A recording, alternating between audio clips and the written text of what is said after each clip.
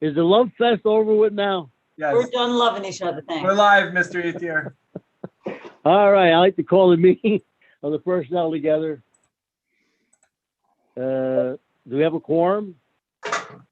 We do 8 present, Mr. Chairman. Okay, thank you. What's the first previous minutes? Take a motion. I'll make a motion. I'll second. A second. Anybody opposed? It's unanimous. Okay, Rebecca, what's the first thing on the agenda? Item 2 is authorizing an agreement with Aetna to administer the Medicare Advantage Plan for Medicare eligible retirees. Clement is Any here. discussion on that? I have a question, Mr. Chairman. Yep. Jennifer, the written materials say there's a significant increase in rates for 2021. And I wondered why that was and how's that impact us? Well, it's a premium-based plan, so we pay per member per month the premium. So the rates, we had moved to this plan a few years ago because we were seeing rate increases with our previous vendor as well. So we at that time had indicated that if the rates went up considerably, we would revisit it and rebid. So that's what we did. Okay, And that's kind of how we got where we are. okay, thanks. Thanks, Mr. Chairman. Any other questions? Jennifer, I have a question. Is this for the just the retirees? This is only retirees that are over 65 and eligible for Medicare. Okay. Has anybody spoke to any of the retirees about this change? How they feel about it? Well, we do talk to the retirees. The retirees are right now actually, paying the new rate that was effective for January 1. So retirees who are contributors paying 10% will see an actual cost reduction when we implement this plan, because the rate will go down. So in the members, I'm sorry? The rate will go down, but what about the contracts and obligations? Do they go down? Are they losing any benefits? They are not losing benefits. It mirrors our current benefit rate. Our benefit plan. Some of the benefits that we currently have, like some co-pays on things like acupuncture and those kind of things, will actually change with this new plan. We will now go to a co-pay, which is a much better structure for people who access some of those ancillary services under the Medicare Advantage plan. They will see a better benefit than they're currently receiving. What would the copay be now? So the copay, the copay now that they have is actually a co-insurance on those ancillary services. So a co-insurance would be a percentage, like a 20% of let's just use acupuncture as an example, as opposed to paying just a $15 copay like a doctor's visit. They're paying the co-insurance, which is much higher. So depending on the cost of that service, for some services, we're paying a co-insurance as opposed to a copay. They're going to see the same services they receive from Empire? It has the same exact coverage. It actually has a greater network under Aetna than we were seeing under Empire. In addition, there is a new structure where, as long as the doctor receives or accepts Medicare, regardless of whether they're not in the Aetna network, Aetna will bill as though they're in network. So they won't have an in and out of network doctor coverage. As long as that doctor is accepting Medicare, it will be treated as though they're Medicare in network. In network, the Medicare's network. All right. Now, do the unions have anything to say for the retirees with these things? I'm sorry, I didn't hear what you said. The unions, do they voice their opinion for the retirees on these changes? They do not. It's a post-employment benefit, although comparability to our current coverage is what is most important, because the unions are negotiating for coverage into retirement. And they take care of, and they more or less speak on behalf of the retirees too with this stuff Yes, when they negotiate? yes, for the benefit to be Okay. continued in a comparable Okay. coverage. All right. Any other questions? I had a comment, if you don't mind. Sure, Mr. go ahead, Sean. Jen, I know years ago when I see we have an Excel spreadsheet that shows the rates, but we used to get from our consultant, they used to provide us with a side-by-side comparison of the actual benefits with it. Is there any way that we could get that for the committee? I think it would help answer some of these questions. Sure, we can do a summary chart Yeah, that's, to show they- you what the current plan parameters. It's kind of a little bit buried into that analysis that Steve O.C. provided, but we can do just a chart if you'd like to see current offer. And it was actually in their RFP response, they had to Right. mirror. So we can do a chart. So when we do the education component of this, that is exactly what retirees will receive. Under your Okay. current plan, you have this. Under the new plan, you will have this.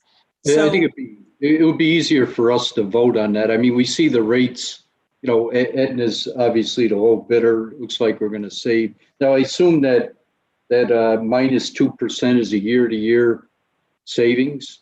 Is that Yes. what that's shown? Okay, so, you know, as far as the rate goes, it's good, but it'd be, you know, if we could see a comparison of all the benefits side by side, I think that would be very helpful. sure. Okay, thank you. To add on to that, Jen, are you going to be able to furnish us with that? Yeah, when would you need that? Well, the sooner the better. We'd ought to get a copy along with the other, the other legislators.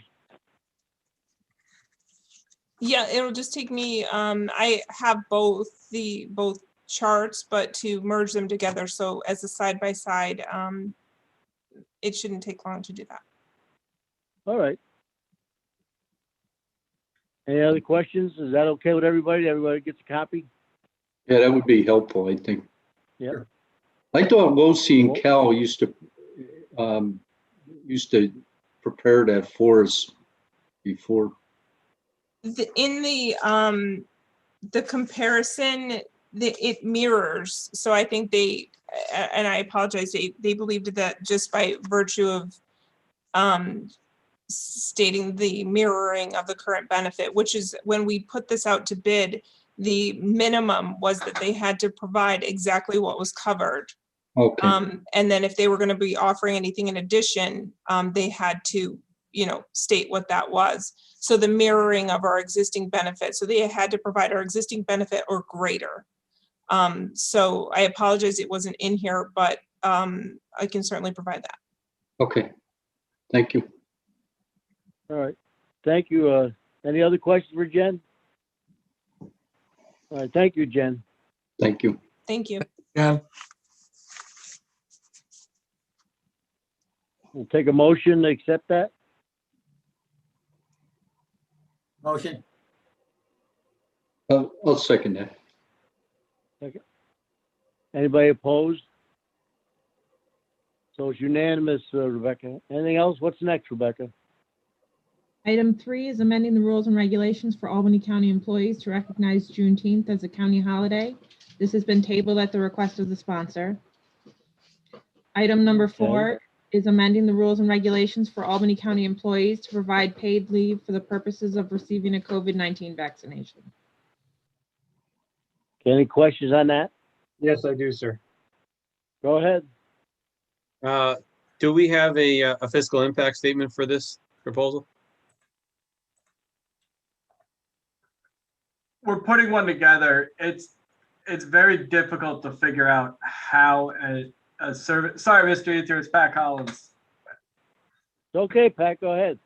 How are employees that are able to get it? Most of these vaccinations occur in the evening, and our entire industry, our county is a service provider, so there's no lost revenue, really. So it's difficult to answer the actual question. Well, I guess the question would be, well, maybe I missed something. Isn't this give people 4 hours off from their shift to go during the day? So you got to look at it a little bit differently than that. You don't really get a say in when you get the vaccination. It's very difficult to schedule on your terms. So if they have the ability to go get a vaccination during the workday, this isn't to incentivize them to actually go and get the vaccination.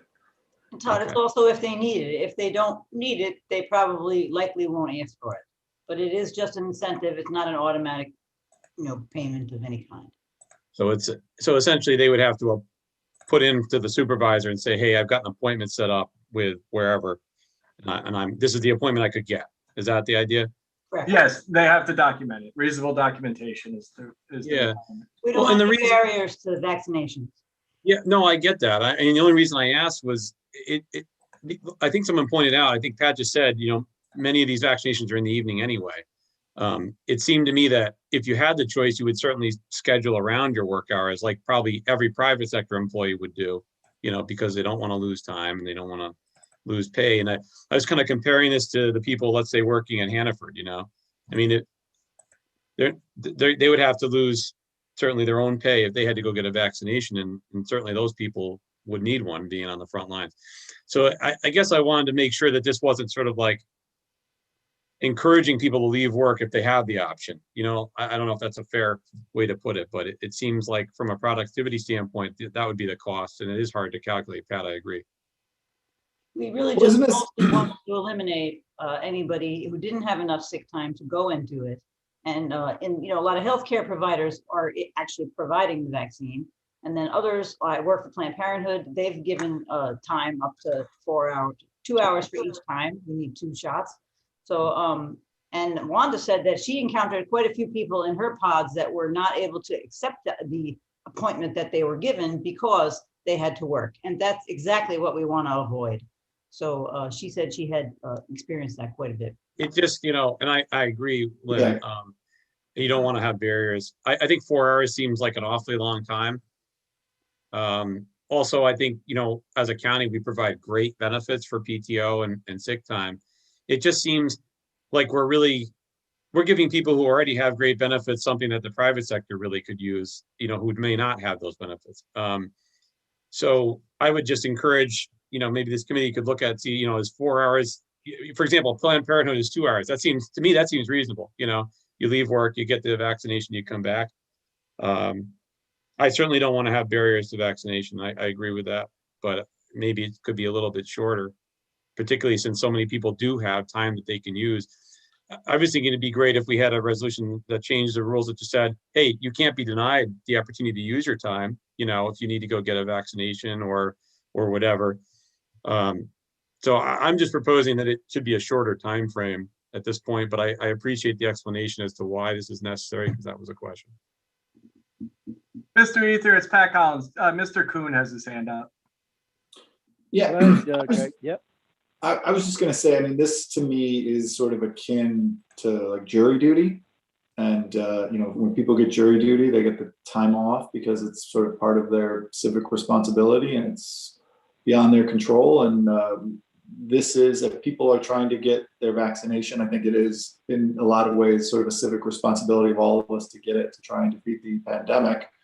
And I know that getting these things scheduled is difficult. And sometimes, I'm sure the evening windows probably fill up the quickest. So we don't want people to not get the vaccine because the only availability there is during the workday. And, I think that is there 2 hours versus 4 hours.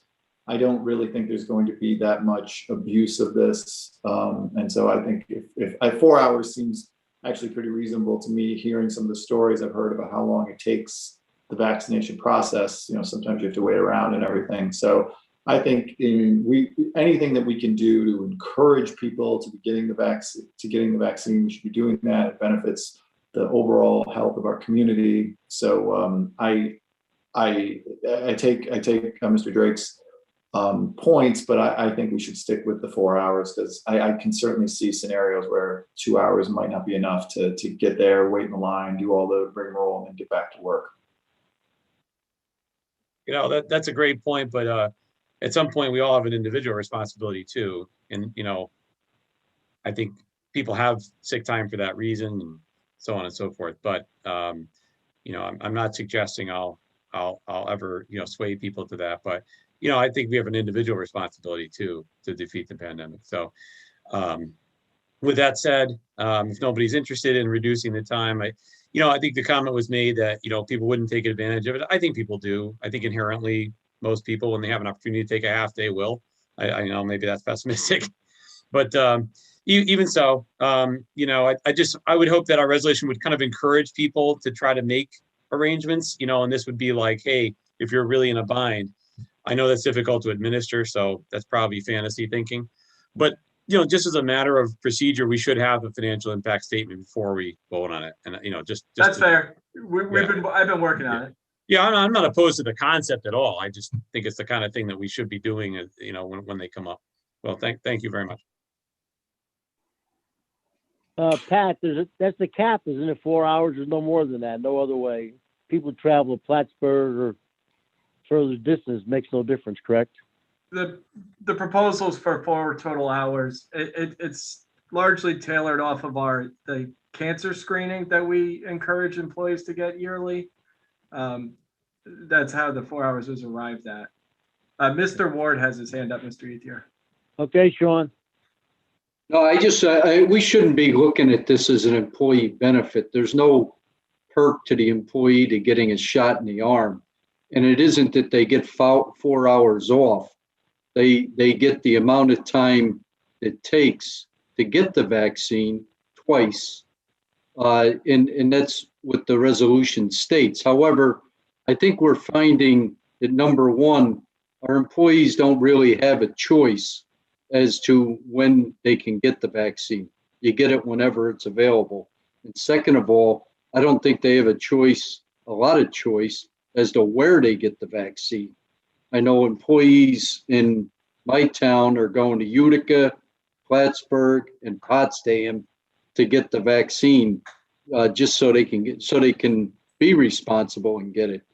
And they aren't going to get any more than 4 hours off per year, and they got to do that twice. So that, there is an argument that could be made that maybe we should do more, but I think 4 hours is a fair proposal, and all the comments here have been well received by me. I think they're all very good comments, but it's just my personal opinion. Hey, thanks for clarifying that, Sean. I appreciate that. Yeah, and I think just to back to Mr. Drake's point, it is 4 hours, but as we all know, most people need to get the vaccine twice. So it's really 2 hours. They're really getting a 2 hour window total, or it's 4 hours total. But if you have to go twice, that's only a 2 hour window each time you need to go, and that's pretty reasonable.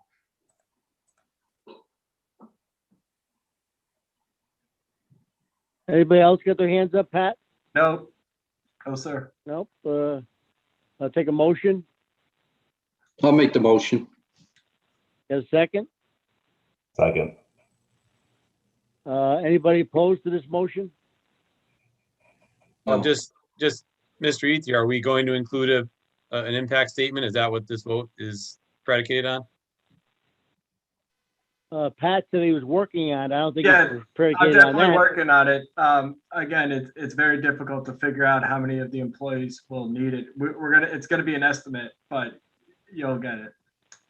Naturally, I just want to point out that we're going to do it. That's part of the vote, is that we will include that before it goes to the legislature. No, I don't know. I don't think, no, that's not necessary. I don't believe that to be part of the vote.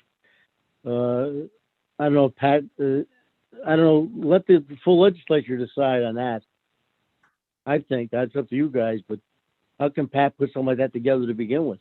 It's going to be an estimate. we're not gonna pass this thing on an estimate. We gotta pass it the way it stands by itself. Well, an impact statement could That's my basically feeling. I've say heard it's an you estimate. guys. You know, I just think Right, but- following the rules of order are a reasonable outcome. But if we, if we wait for the impact statement to pass this out of committee, wouldn't that be delaying the benefit for a month until our next meeting? And I don't really, I do not think that we should do that. I don't think the economic impact statement is important enough to passing this out of committee to delay this benefit for a month. I mean, now is the time when we need people, encouraging people to get vaccinated. I mean, to be clear, I'm not saying keep it at a committee. I'm saying before it goes to the floor, just include something, whether it be an estimate or what, so that we're in Okay. keeping with our own rules. That's all. I'm not saying delay it. I'm saying we're passing this under the understanding that Pat's going to come up with an estimate, and at least we'll have something to attach to the resolution. Okay. What do we great. attach to the resolution? What if there's nothing attached to the resolution? We have the power of attaching. Uh-huh. And We have then, tablers. You only get that power when you have video, Gil. That's it. Yeah, that's right. We're Mr. Yates, doing yeah. it, but you can't see. Mr. Good Ward has lighting. his hand up. I can say something to all these right now, but we're on air. Thank you. Mr. Ethier, Go ahead, I definitely understand that there could be a fiscal impact here, but I'm just trying to think myself, how do we ever gauge that? We would have to find out what employees already have received the vaccine, which probably many of our hourly employees, the deputies, first responders, have probably mostly have already received it. But then we have to figure out the office staff, the white collar employees, who there would be no, I don't see any fiscal impact, because you don't replace them with employees if they go and get their vaccination. So, and then you have to find out, who's going to get it. So there has been a lot of declinations, as we heard the sheriff say. And I know when, talking to other people in human resources, a lot of people just aren't getting it. So it would be very difficult to do a fiscal impact statement. And the only thing I could think of is if you do a maximum, you would have to take all the employees and take that 4 hours times time and a half. The number would be astronomical, probably not realistic. Bottom line is we're trying to incentivize our employees to get the shot. I think the state authorized us to do that. Is that true, Mr. Collins? The state has legislation pending that is largely the same as this one, to 4 hours for all public employees of the state, not state employees, but anyone who's a public employee within the state. Okay. So, I mean, we could put, I'm sure that a fiscal impact statement, a maximum, could be put together. The number would be astronomical, but probably not realistic. So the motion I made was based on the fact that we're going to do it as a matter of public safety and public health. And it's just going to be put into the employee handbook, so our employees can do their civic duty and get the vaccination. Okay, let's go for the, any vote on the motion? How many's in favor of the motion? Aye. Aye. Aye. Anybody opposed to the motion? I guess it's unanimous, Pat. What else we got, Rebecca? There's no further business. Take a motion to adjourn. I'll make the motion. I'll Second. Thank you, everybody. Stay safe. Thank you. Meeting's over. Good night now. Good Good night, everyone. Night all.